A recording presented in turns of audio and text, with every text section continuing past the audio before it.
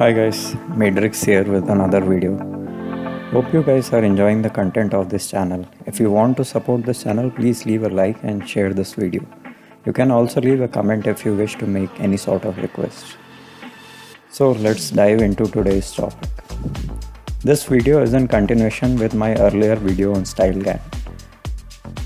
Before watching this video, or if you are new to the concept of GANs, I highly recommend you to check out the earlier video as well, because I am going to borrow a lot of concepts from there. As we saw earlier, StyleGAN is pretty good at reproducing a variety of image domains faithfully. In this video, I want to talk about StyleGAN latent space and ways to navigate it so that we can get some desired output from the GAN model. If you recall, GAN generators represent their learning in a mathematical distribution called a latent space. This latent space can be navigated to find the different variations of original data which the model has learned.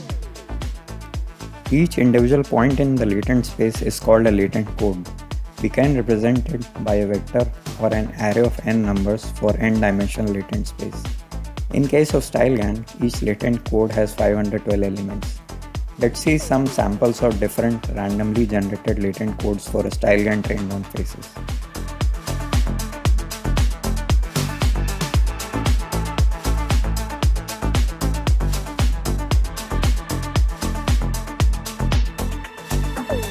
We can also interpolate between two or more latent codes. This provides us some nice in-betweening of faces.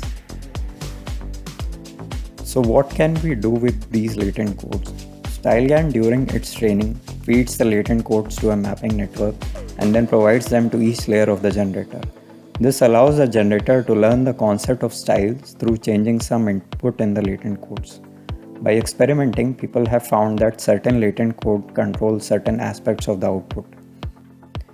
Things like changing the facial poses, skin color, hairs, gender, and other attributes can be controlled with this approach to some extent. The second option of finding a particular image, a human face or that of a particular cat, is to do something called projection or inversion, which basically allows you to map a real-life image to something very close in the latent space. How do we do that? We try to find a latent code which, when passed to the generator, is the closest in terms of similarity to our image. In practice, we calculate something called perception loss and try to minimize it iteratively. Without making it sound too complicated, perception loss is calculated by passing both the generated output and the original image through an existing convolutional neural network like VGG16, which gives us a similarity metric. This empirical metric sort of encourages images which appear more realistic to human eye. Once the projection is complete, we get something similar to our original image. However, this depends on the capability of the generator as well. A well-trained generator trained on sufficiently large dataset will give us better matches. Now comes the exciting part. Once our projected latent code is found, we can move around this latent code to see the different variations that we can achieve. A careful selection of latent code edits can allow us to make certain changes to the projected faces. However, these edits are not always as straightforward. The latent space has very high dimensionality. In case of StyleGAN, there are 512 dimensions, and it isn't often clear what changes we need to make in the inputs to achieve a desired output. The GAN space is highly entangled, and a lot of time may be spent in experimenting to just make your projected faces to wear eyeglasses without making it look like someone else. Researchers have come up with various learning-based approaches to navigate the StyleGAN latent space. The main objective here is to minimize distortions and unwanted change while modifying a single attribute. One very prominent approach is StyleFlow, which allows us to make these changes with very less distortion. I would recommend you to check out 2 Minutes Paper's videos on StyleFlow as it goes into much more detail of this technique. But the question still remains. How do we find good latent codes to target a specific attribute? Wouldn't it be nice if we could use natural language to describe what we want rather than spend hours trying to find good latent codes which match our requirements? Well, it is possible now, otherwise I wouldn't be making this video. Couple of months back, OpenAI had released a model called Clip along with their well-publicized model called DALL-E. DALL-E could create arbitrary images describing a particular concept in natural language. I have made a small video about this based on OpenAI's blog post some time back. Please check it out as well. While DALL-E got a lot of press, Clip flew under the radar for the most part, but in my opinion, it is the more impactful model. It is basically able to combine images and text together and represent them as unique concepts by way of calculating a similarity metric. I would recommend you to check Yannick Culture's video on Clip and OpenAI's blog post explaining it in more detail, but I'll provide a brief summary here.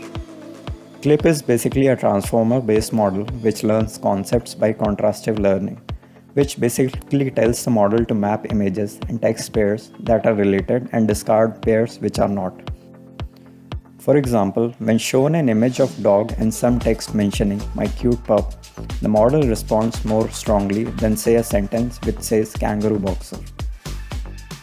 Eventually, when trained on a huge data set of image-text pairs, these concepts are solidified quite well and carry over multiple domains. A drawing of a dog or an image of text talking about a dog invokes similar response from the model as a photorealistic image of a dog. It is fascinating to visualize these concepts learned by Clip, which can be seen as very nice artsy images. Here I show a few examples.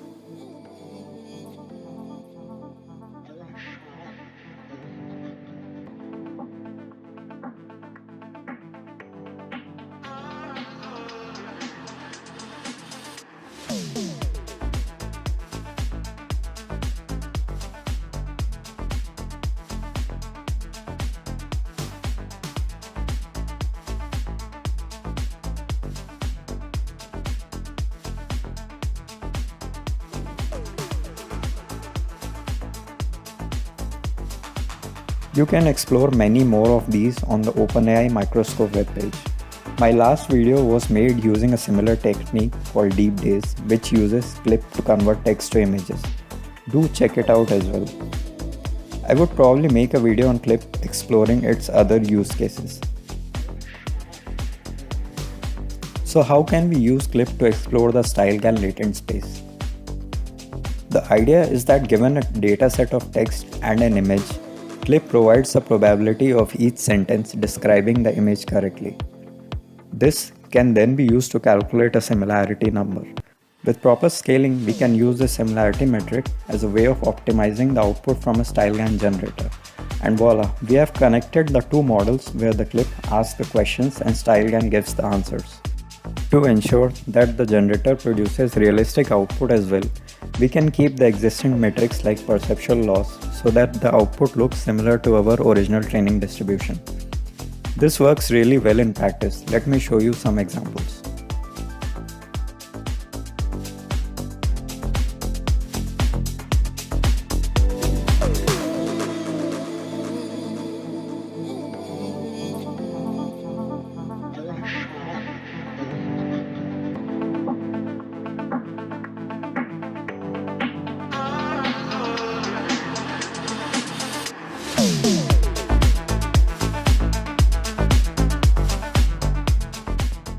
I was particularly impressed with the car examples as I wasn't expecting the Clip model to know exact car models, but it did produce very close matches.